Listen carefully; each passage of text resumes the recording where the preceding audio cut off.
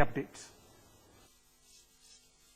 प्रस्तुत करता है सच्ची सहेली, महिलाओं के लिए सबसे भरोसेमंद औषधि एवं टॉनिक। स्वप्रायोजक पेट सफा आयुर्वेदिक चूर्ण, पेट सफा तो हर रोग दफा।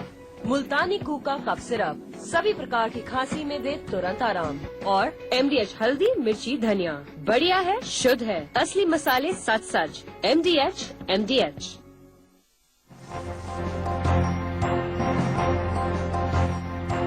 लॉकडाउन के 9वें दिन पीएम मोदी ने 5 अप्रैल को देश से मांगे 9 बजे 9 मिनट। कहा 130 करोड़ देशवासियों की महाशक्ति का करना है जागरण।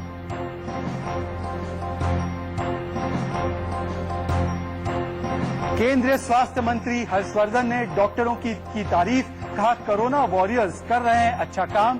देश में अब तक 2300 से ज्यादा पहुंची मरीजों की संख्या। दिल्ली पुलिस ने मौलाना साद से पूछे 7 सवाल। मरकज में काम करने वालों से लेकर विदेशों से आने वाले जमातियों तक जानकारी मांगी। मरकज की फंडिंग को लेकर भी पूछे सख्त सवाल। यूपी के कन्नौज में पुलिस टीम पर हमला। पथराव में दरोगा और सिपाही घायल। पुलिस ने 11 लोगों को किया गिरफ्तार। पुलिस पर हमला करने वालों पर यूपी सरकार ने जारी किए सख्त आदेश। लॉकडाउन तोड़ने वालों पर यूपी में लिया जाएगा सख्त एक्शन। हमलावरों पर लगेगा NSA कानून।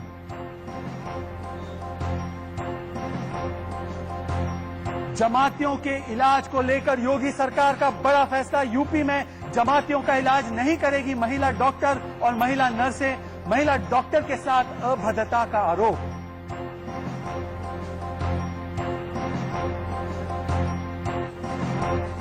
पद्म विभूषण गुरुदेव श्री श्री रविशंकर जी लाइव जुड़ने वाले हैं कोरोना के काल में। गुरुदेव, स्वागत है आपका राइट अराउंड पर, इंडिया न्यूज पर। पहले तो बहुत बहुत शुक्रिया, आपने हमारे लिए समय निकाला। और मैं आपसे पहले तो ये पूछना चाहता हूं, पूरा देश आपसे पूछना चाहता है, 10वां दिन है लॉकडाउन का, 10th डे ऑफ लॉकडाउन। प्रधानमंत्री ने अभी अभी देश को संदेश भी दिया है। 9 PM को 9 मिनट का चैलेंज लेना है 5 अप्रैल को, संडे को। तो क्या गुरुदेव श्री श्री रविशंकर भी ये चैलेंज लेंगे? घर में दिया जलाइए, बाहर नहीं निकलना चाहिए किसी को। दिया जलाइए जरूर, खिड़की बालकनी में आइए।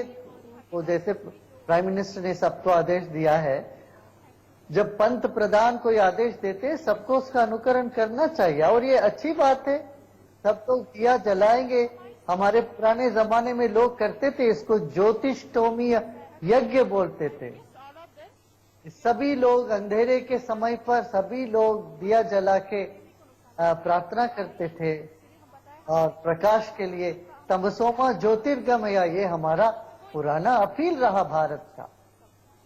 तो एक तरीके से गुरुदेव ये प्रकाश पर्व होगा कोरोना के अंधकार से निपटने के लिए। पर गुरुदेव, मैं आपका धन्यवाद भी करना चाहता हूं। मैं अभी अभी देख रहा था कि आर्ट ऑफ लिविंग जो संस्था है वो प्रधानमंत्री के एक और बड़े ऐलान पर काम कर रही है, वो है गरीबों की मदद करना। और मैं देख रहा था कि किस तरीके से आर्ट ऑफ लिविंग एक केंद्र बन चुका है, एक सेंटर बन चुका है रिलीफ वर्क पहुंचाने का। 500 टन रिलीफ आप लोगों तक पहुंचा रहे हैं। आपने हेल्पलाइन भी शुरू की है। कुछ जानकारी उसके बारे में भी दे सकते हैं कि किस तरीके से आर्ट ऑफ लिविंग और आपका आश्रम, आपकी संस्था जो है इस वक्त पर लोगों के काम आ रही है? जिस दिन लॉकडाउन हुआ, जो जनता कर्फ्यू 22 तारीख को, उसी दिन से शुरू हो गया। हमने जगह जगह लोगों को अपील करी और ट्रक भर के, जहां मुंबई के जो एक्सोडस नहीं हुआ उसका कारण ये भी है, उनको समय पर 10-10 दिन का रेशन घर में मिल गया लोगों को। धारावी में, अन्य जगह, इस तरह से जहां भी ये माइग्रेंट वर्कर्स जा रहे हैं वहां पर उनको समझाया जा रहा है फिर वापस लौटने के लिए। और वहां पर हमारे वॉलंटियर्स काफी मदद कर रहे हैं, भोजन बना के दे रहे हैं जो भूखे हैं। दिल्ली में भी वो NH 25 में जब लोग चल रहे थे तो आपने देखा होगा लोगों को भोजन का पैकेट दिया जा रहा था। वो अपने सारे वॉलंटियर्स ने वो काम किया। जी। 2 लाख 2.5 लाख के लिए और वहां पर हमारे वॉलंटियर्स काफी मदद कर रहे हैं, भोजन बना के दे रहे हैं जो भूखे हैं। जी। दिल्ली में भी वो NH25 में जब लोग चल रहे थे तो आपने देखा होगा लोगों को भोजन का पैकेट दिया जा रहा था, वो अपने सारे वॉलंटियर्स ने वो काम किया। जी। 2 लाख 2.5 लाख लोगों तक भोजन देने का इन्होंने अपने मिलकर के अपना संकल्प लिया था, वो काम दिन रात करते रहे।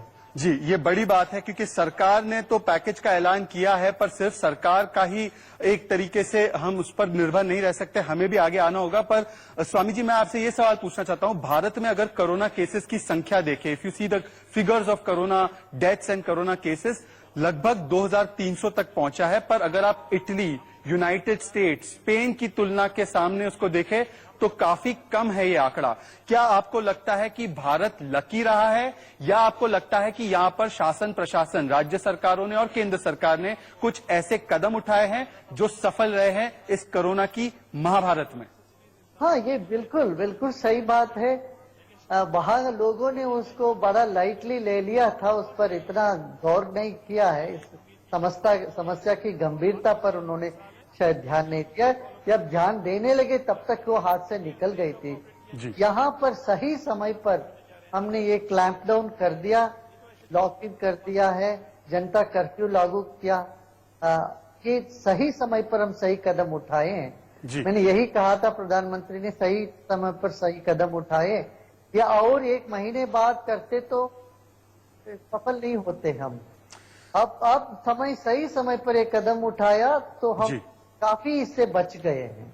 गुरुदेव, आप फिर भी मैं कहूंगा, जैसे दिल्ली में हुआ, मरकज में हुआ था, इस तरह की हरकतें न हो। लोगों को इसके प्रति ज्यादा जागरूकता पैदा करना है, अवेयरनेस पैदा करनी है, लोगों को समझाना है इसकी गंभीरता कितनी है। इतना बड़ा देश अमेरिका जैसे सुपर पावर इतना मुश्किल में जूझ रहा है इस वक्त, तो हमारे देश में हर धार्मिक संस्था, हर सामाजिक संस्था को आगे बढ़ना चाहिए। उनको इस नियम का लागू पूरे दिल से करना पड़ेगा। गुरुदेव, आपने एक बहुत बड़ी बात कही है। यही चीज कल प्रधानमंत्री ने भी अपील की तमाम जो लोकल रिलीजियस लीडर्स हैं उनसे, कि आज जैसे फ्राइडे है तो फ्राइडे की नमाज के चलते भी आपको घर पर रहकर नमाज अदा करनी है। पर मैं उस मरकज पर फिर से आना चाहता हूं क्योंकि आप ही ने उसका जिक्र किया। क्या आपको लगता है जो 25% केस अब हो रहे हैं भारत में, वो मरकज से जुड़े हुए हैं? ICMR और स्वास्थ्य मंत्रालय भी ये बता रहा है। क्या आपको लगता है कि ये आपराधिक लापरवाही रही? और दूसरी बात, अब वो जो मौलाना है, मौलाना साद, जिनका ऑडियो भी सामने आया है, आई डोंट नो इफ अगर आपने उनकी ऑडियो सुनी है, उन्होंने कहा कि मस्जिद में आने से नहीं होगा, ये तो बांटने के लिए हमें एक प्रोग्राम बनाया जा रहा है। ये एक तरीके से अज्ञानता पूर्वक उनका एक ऑडियो था। क्या आपको लगता है ये रिस्पॉन्सिबल बिहेवियर था, ये जिम्मेदारी भरा बिहेवियर था तबलीग जमात के द्वारा? और कौन कह सकता है ये रिस्पॉन्सिबल? जी नहीं, बिल्कुल ये अज्ञानता का ही है। लोगों को पता नहीं है, शुद्ध पूरा अज्ञानता की बात है।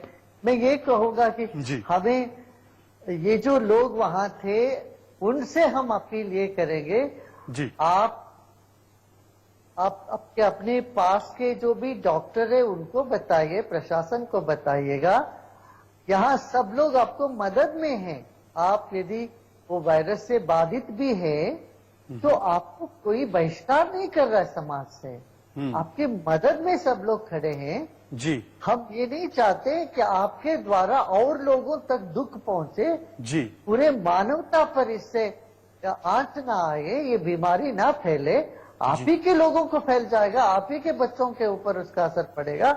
इसलिए इसके लिए सही कदम उठाइए, आप बताइए, छुपा के मत रखिए।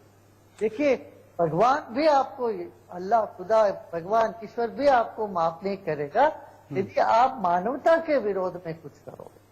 स्वामी जी, ये संक्रामिक रोग तो और मासूम लोगों तक आप फैला दोगे, मुश्किल हो जाएगा। इसलिए मैं बार बार उन लोगों से अपील करता हूँ, आपसे किसी से भी किसी को कोई द्वेष नहीं, अज्ञानता से अनजाने में जो भी भूल हो गई है, आप सामने आ जाइए, आगे आकर के आप बताइए, ताकि हम इस रोग को पहले रोक सकें।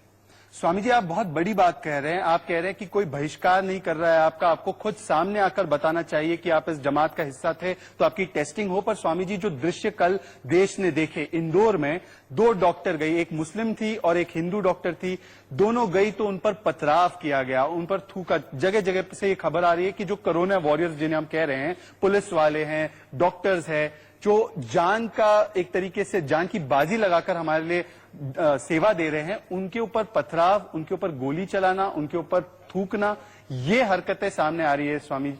तो आपको इसके बारे में क्या लगता है? ये बड़ी दुखद घटनाएं हैं, ऐसे होना नहीं चाहिए।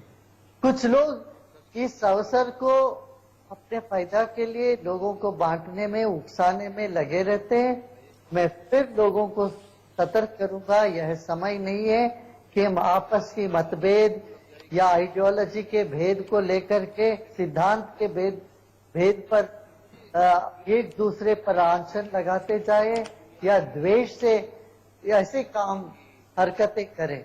यह समय है, पूरा समाज, पूरा देश, पूरी दुनिया एक हो रही है कि ये महामारी से लड़ने के लिए।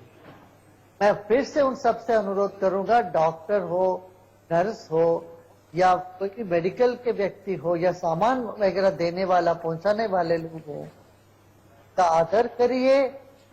आपके दुश्मन कोई नहीं, कोरोना वायरस ही आपका दुश्मन है, बाकी कोई दुश्मन नहीं है। इस बात को मन में अच्छी तरह से समझ ले, तभी हम सफल हो पाएंगे। नहीं तो है ना, आप लोग डूबोगे और आप सबको ले। गुरुदेव, कई लोग, जब कार्रवाई की बात हो रही है, अब जो आपने बताया कि जमात के द्वारा जिस तरीके से रिस्पॉन्सिबल बिहेवियर हुआ, तो जायज बात है कि कार्रवाई भी होगी। तो कार्रवाई होने पर कुछ लोग कह रहे हैं कि ये मुस्लिमों को टारगेट किया जा रहा है। मैं खुद एक मुसलमान हूं, पर लोग ये कह रहे हैं, कुछ राजनीतिक लोग भी ये कह रहे हैं कि इस्लामोफोबिया को हवा दी जा रही है। क्या अगर इस तरीके से हम लड़ाई को, कोरोना विरोध लड़ाई को बांटेंगे हिंदू मुस्लिम में, तो क्या ये लड़ाई हम जीत पाएंगे? ना ना ना ना ना ना, ये बहुत गलत है, बहुत बहुत गलत है। ऐसा नहीं है। कितने, देखिए लखनऊ में सबसे बड़े मौलाना जी फिरंगी महली जी, उन्होंने आके लोगों से अपील करी है, बोले सब अपने घरों में रहो, आप नमाज घर में पढ़ो। ये सब कितने सारे रहनुमा लोग हैं, इमाम हैं, सब लोग सचृदयी है। ये इनके सबके दिल में समाज के लिए, पूरे समाज के लिए दर्द है। हम ऐसे सबको एक ही उसमें डाल दें, कैटेगरी में डाल दें, ये अन्याय होगा। ऐसा नहीं है। ये कहूंगा, ये भी जो लोग किए हैं, ये अज्ञानवश किए हैं, इनको पता ही नहीं है। अपने छोटे छोटे दायरे पे रहते हैं, दुनिया में क्या हो रहा है इसका कोई खबर नहीं है। ऐसे ये लोग व्यवहार में आकर के अज्ञानता से कुछ भी बोल देते, कुछ भी करते हैं, या पैसे के लोभ में कर रहे हो। ये बात सब जो है, हमें इनको समझाना जरूरत है। ऑस्ट्रिसाइज नहीं करनी, ऑस्ट्रिसाइज जी नहीं करना चाहिए, किसी को भी ऑस्ट्रिसाइज नहीं करना चाहिए। जो भूल हो चुका, उस भूल को मान लेना चाहिए जी, मान के उसका रिमेडियल स्टेप, उसको कैसे ठीक करना आगे, इस पर आगे चले तो काम आगे बढ़ेगा। नहीं तो ये जाति में, धर्म में बांट करके हम अभी करेंगे तो ये बिल्कुल ही विनाश की ओर चल पाए। कोरोना विरोध की लड़ाई को हिंदू मुस्लिम में नहीं बांटना है। पर श्री रविशंकर जी, मैं आपसे पूछना चाहता हूं, आपने 12 बजे और 7:30 बजे आपके आर्ट ऑफ लिविंग की तरफ से मेडिटेशन के लिए आपने अपने सोशल मीडिया प्लेटफॉर्म्स को इस्तेमाल किया है। सरकार ने भी एक और फैसला लिया है, 9 बजे सुबह और रात को 9 बजे और उस बीच दिन के बीच में वो रामायण और महाभारत दोनों का प्रसारण फिर से कर रहे हैं। आपको लगता है ये सही कदम था? रामायण और महाभारत से, श्री भगवत गीता से ऐसी क्या सीख मिल सकती है जो काम आ सकती है देशवासियों के इस लड़ाई में?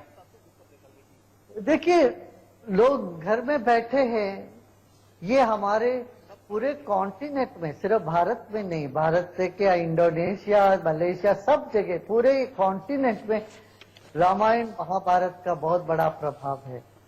तो इस बहुत समय हो गया, लोग इसको एक कैप्टिव माने ये बड़ा मन मोहक है, आकर्षक है, तो लोगों का समय अच्छे से बीत जाएगा इसमें। इस उद्देश्य से उन्होंने किया वो अच्छा है। और इस तरह से अच्छे अच्छे प्रोग्राम सभी टेलीविजन में आ रहे हैं। लोगों को मन बहला के रखना पड़ेगा, या कि मन में घर में बैठे बैठे नहीं तो आपस में लड़ते रहेंगे। हमने भी प्रतिनित्य 12 बजे ध्यान कराते हैं। ध्यान से लाखों करोड़ों लोग, दुनिया भर के लोगों का हमको आ रहा है। इससे इतना सुकून मिला, शांत हुआ, प्रसन्न हुए, ऐसे निकल गए लोग। अब स्पेनिश लैटिन अमेरिकन कंट्री में 9 घंटे का हम लाइव स्ट्रीम कर रहे हैं। वहां से लोग कह रहे हैं इससे हमारा जान बच गई, डिप्रेशन से लोग दूर हो रहे हैं। तो इस समय है एक और सजेशन आपके मीडिया के थ्रू लोगों को, आप अपने बच्चों को ये चैलेंज, माने एक दिन, भारत इतने विशाल प्रांत है, इतने सारे लोग रहते, इतनी सारी भाषाएं हैं। आप अपने बच्चों को बोलिए आज आप 10 सेकंड किसी और भाषा में बोलो, बस सीखो। मान लीजिए एक दिन तमिल का 10 सेंटेंस सीखेंगे, दूसरे दिन मराठी के 10 सेंटेंस सीखेंगे, तीसरे दिन तेरा मलयालम के 10, और असमीज भाषा बोलने का असमीज भाषा 10 सेंटेंस बच्चे बोलेंगे। ये एक तरह का आपस में बच्चों के बीच में जो एक रचनात्मकता लेके आए। गुरुदेव मैं आपसे बात करें तो भारत में घर बैठे बैठे नेशनल इंटीग्रेशन पे हो जाएगा। जी गुरुदेव, मैं आपसे एक पर्सनल सवाल पूछना चाहता हूं। मेरी उम्र के बहुत सारे जो लोग हैं और जो मिलेनियल्स जिनको कहते हैं, जो आपके काफी बड़े फैन हैं, वो काफी समय नेटफ्लिक्स देखने में गुजार रहे हैं। कुछ लोग एक दूसरे को इंस्टाग्राम पे फिटनेस के चैलेंज दे रहे हैं। क्या गुरुदेव श्री श्री रविशंकर जी कभी नेटफ्लिक्स देखते हैं? क्या आप भी कभी आप देख ही लेते हैं? मेडिटेशन के कोर्स भी देते हैं, ऑनलाइन आप बात भी करते हैं, लोगों से संपर्क भी करते हैं, मेहनत भी करते हैं लोगों के लिए, पर कभी कभी नेटफ्लिक्स भी देख लेते हैं, न्यूज भी देख लेते हैं, कुछ ऐसा भी करते हैं आप? और न्यूज जरूर देखता हूँ, न्यूज जरूर देखता हूँ। मैं डॉक्यूमेंट्रीज भी देखता हूँ जी, काफी देश और दुनिया के बारे में और जानवरों के बारे में डॉक्यूमेंट्रीज होते हैं जी। हिस्ट्री का भी कभी कभी देखता हूँ। उसके टाइम ज्यादा मिलता नहीं, पर जरूर मैं लोगों से एंगेज रखता हूँ। मैं प्रतिनित्य हर कॉन्टिनेंट से वीडियो कॉन्फ्रेंसिंग के जरिए बात करता रहता हूँ। लाखों लोग रहे दुनिया भर में, तो एक टाइम जोन मैं देता हूँ मलेशिया, इस तरफ जापान से लेके ऑस्ट्रेलिया, न्यूजीलैंड, फिर मैं देता हूँ मिडिल ईस्ट, फिर यूरोप, फिर नॉर्थ अमेरिका, फिर साउथ अमेरिका। इस तरह से हफ्ते में एक बार चाइना देते हैं। चाइना में से अभी 25,000 लोग हमसे संपर्क में रहे बाय वीडियो कॉन्फ्रेंसिंग, सब मेडिटेशन करते रहे जी। इस तरह से रशिया से संपर्क में रखता हूँ। इसी से मेरा पूरा टाइम निकल जाता है। तो ये थे हमारे साथ गुरुदेव श्री श्री रविशंकर जी, जो हमें आर्ट ऑफ लिविंग, मतलब जीने का तरीका इस कोरोना काल में कैसे है, लॉकडाउन काल में कैसे कर सकते हैं, वो बता रहे थे। बहुत बहुत धन्यवाद आपका, शुक्रिया आपका गुरुदेव, आप हमारे साथ जुड़े, हमारे दर्शकों को समय दिया, इंडिया न्यूज को समय दिया। आपसे फिर से बातचीत होगी और होपफुली हम उस बार आपके साथ कुछ कॉलर्स को भी लाएंगे, पर अभी के लिए इतना ही। बहुत बहुत शुक्रिया।